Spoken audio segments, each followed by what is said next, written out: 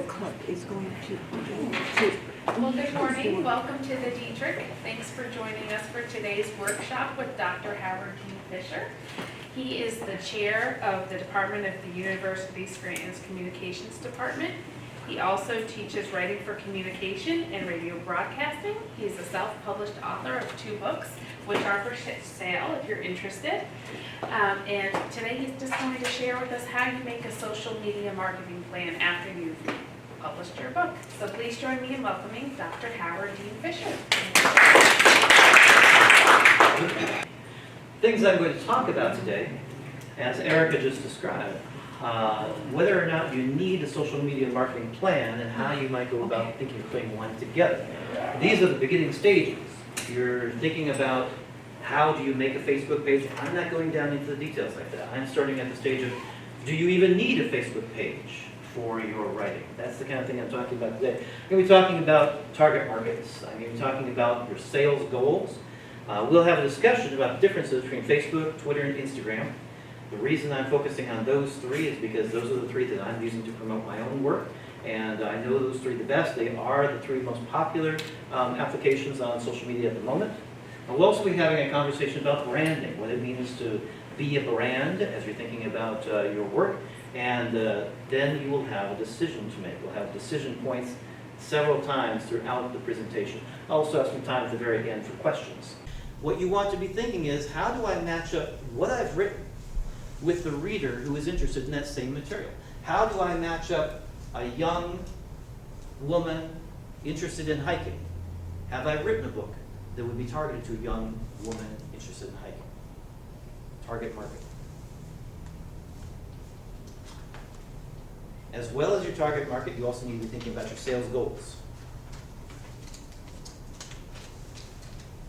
At a very basic level, how many copies do you want to sell, and to whom do you want to sell them?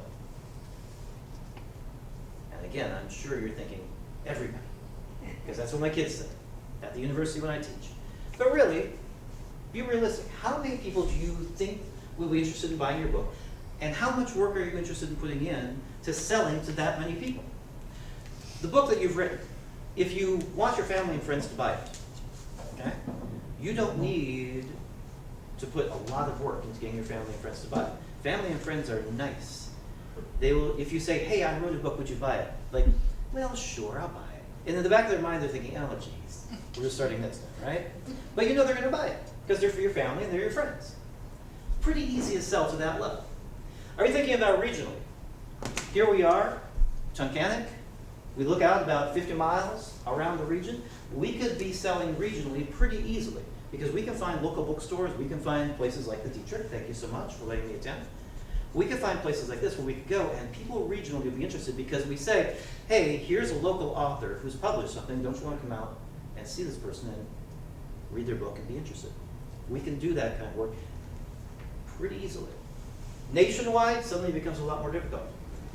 How am I going to get out to California to go meet a bunch of people to buy my book or be interested in reading my book? I need to be putting a lot more effort in reaching out in California. You want to sell your book worldwide? Great. How are you going to get out to Australia and get people in Australia to read your book? How are you going to get them interested? These are all questions you need to ask. How much work are you willing to do? It does take more work to reach Australia than it does to reach your brother or sister. Once you know who your target market is, demographically, psychographically, then we can start seeing which social media account might be the best place to put your work. We talked about the big 3 today: Facebook, Twitter, Instagram. Let's talk about each one individually. Facebook. How many of you have a Facebook account of your own? Raise your hand. Absolutely. Facebook is really nice. You can do text very easily. You can do video very easily. You can do photos very easily. Who's on Facebook? 2.41 billion users average each month. That's the average. The average monthly users, 2.41 billion people average, billion with a B. That's amazing. Now that's worldwide. The largest demographic, the largest age group of those 2.41 billion users is people between 25 and 44. Okay, that's who is on Facebook right now. Twitter. How many of you have a Twitter account? Okay, a couple of you have Twitter accounts. Twitter is an interesting animal because it's primarily aimed at text. You put textual information up on Twitter and people talk to each other all the time. You can put photos, you can put videos, that's really not what it's made for. It's really made for text. And the interesting thing about Twitter is that they restrict that text down to 140 characters per tweet. So every time you put something up on Twitter, you're restricted to 140 characters. And the character being every letter of every word, every space between those words, every comma, every period, each one of those is a character. You're restricted to 140 of them in everything you put out there. There is a way that you can bump that up to 280 characters. I have considered that a couple times because I think, I'm a writer, give me 280 characters.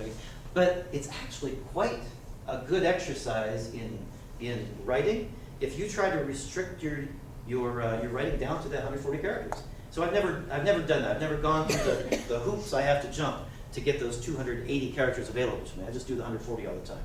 And I get people chatting with me all the time. It's fun. 330 million users each month on Facebook or on Twitter.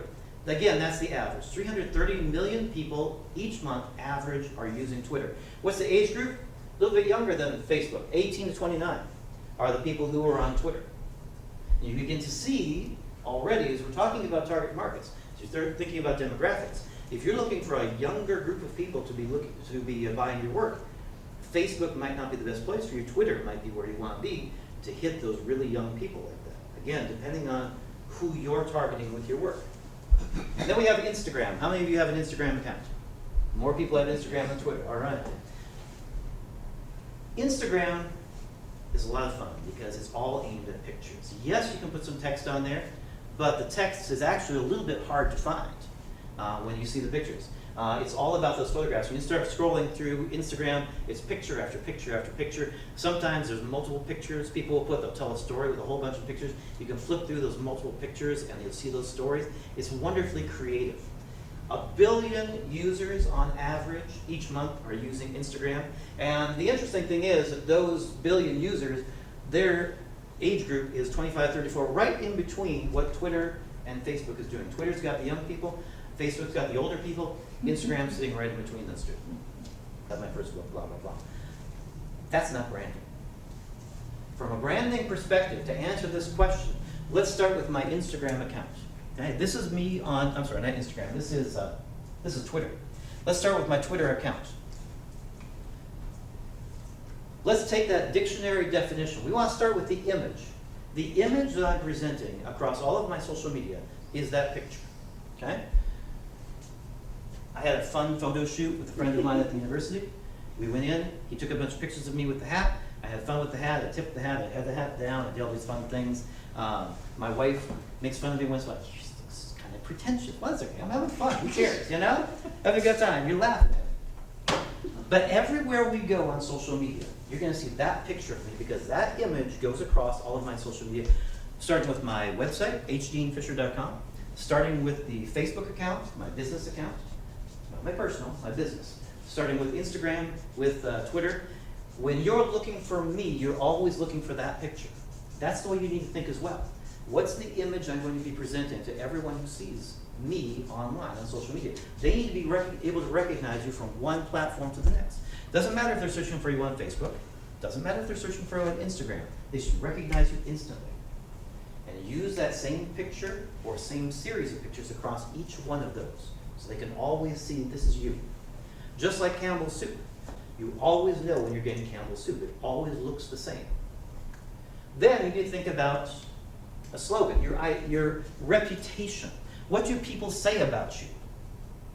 I am crafting my own reputation. I've created a slogan that I want people to think about when they think about me. That slogan is this right here: author of the fantastic, the scientifically fictional, and the horrific.